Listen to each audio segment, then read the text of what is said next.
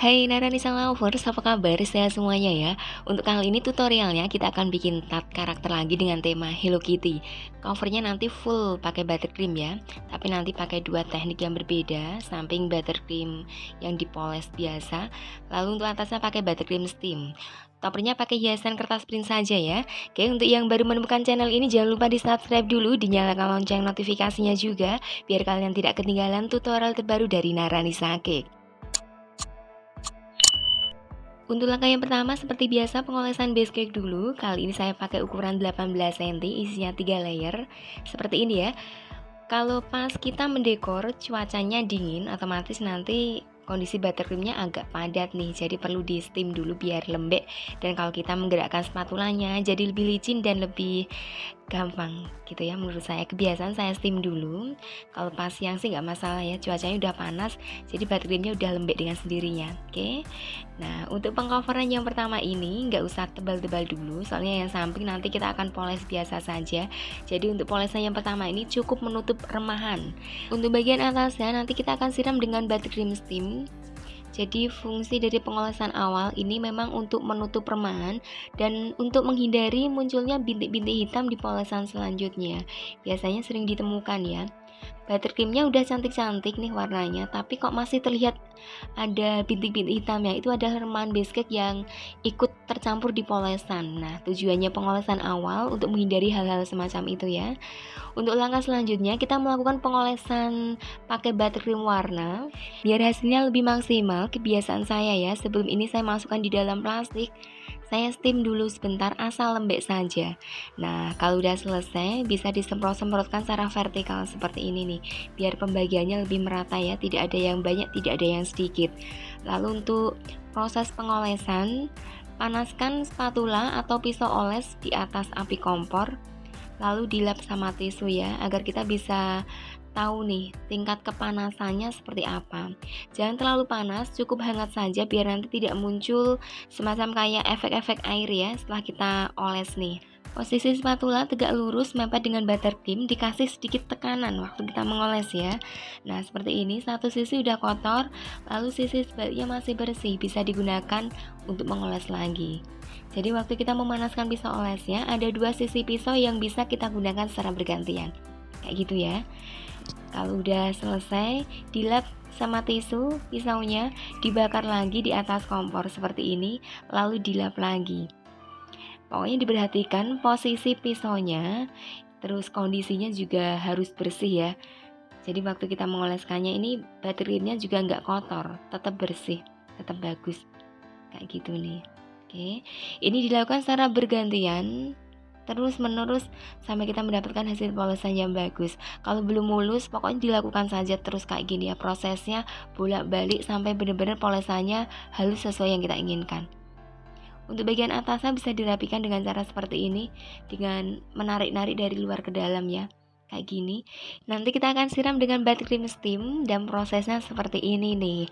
Tadi kan waktu kita melakukan pengolesan ada sisa buttercream yang masih ada di panci.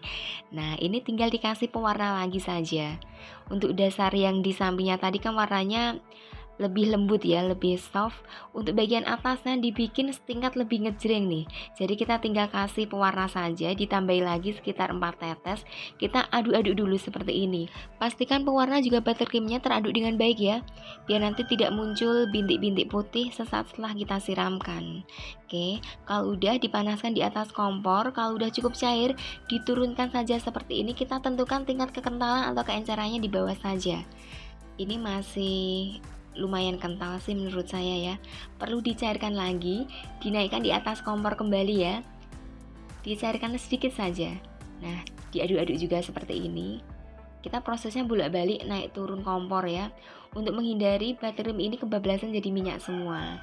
Saat mengaduk buttercream ini, sesekali sambil diangkat, dirasakan ya, ini tingkat keencerannya udah pas apa belum nih. Oke, nanti kita akan bikin lelehan yang lumayan panjang-panjang, jadi dibikin agak encer ya, tapi jangan terlalu encer. Dimasukkan di dalam plastik kilauan saja seperti ini, disemprotkan di bagian atas, lalu ke sisi pinggir seperti ini. Nah, kalau udah sampai di tepi, bikin lelehannya secara manual. kayak gini. Dan biar meluncurnya agak cepat, bisa dikasih sedikit hentakan di bagian tatakan tatnya. Oke, sebentar aja, nggak usah terlalu lama. Udah jadi ya. Sekarang kita akan menutup bagian bawah. Kita bikin hiasan dari buttercream. Modelnya dibikin simpel saja, nggak usah pakai squid. Buttercream masuk di dalam plastik segitiga, lalu ujungnya dipotong kecil. Nah, disemprotkan dengan cara seperti ini. Bikin bulatan, lalu digeser ke kanan sedikit. Ini posisi bulatannya saling tumpang tindih ya, antara satu bulatan dengan bulatan yang lain. Kayak gini. Kecil aja, nggak usah terlalu besar-besar sih. Oke, sekali lagi diulangi, latihan dulu ya, bikin ombre yang modelnya simple kayak gini. Yang nggak punya squid bisa dipraktekkan ya, nggak harus punya alat yang banyak kalau kita mau belajar gitu ya. Yang penting niatnya dulu dan semangatnya. Oke, nah kalau udah selesai latihannya, nah kita langsung aplikasikan di bagian bawah cake seperti ini nih. Ini bentuknya simple tapi cantik kalau dilihat ya. Daripada dibiarkan polos, mending ditutup dengan cara seperti ini saja. Kalau udah selesai, disisihkan dulu. Ini adalah topper yang kita gunakan. Untuk tinggi Hello Kitty-nya saya bikin sekitar 8 cm ya. Ada hiasan love-love-nya juga. Terus untuk ucapannya pakai kertas print juga seperti ini.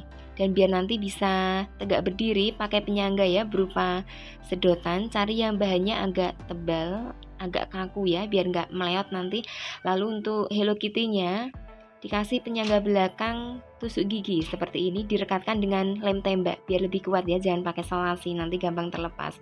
Ini adalah contoh penampakan fondant. Yang belum tahu fondant itu bentuknya seperti apa, saya pakai merek Fondek ya, warnanya putih seperti ini.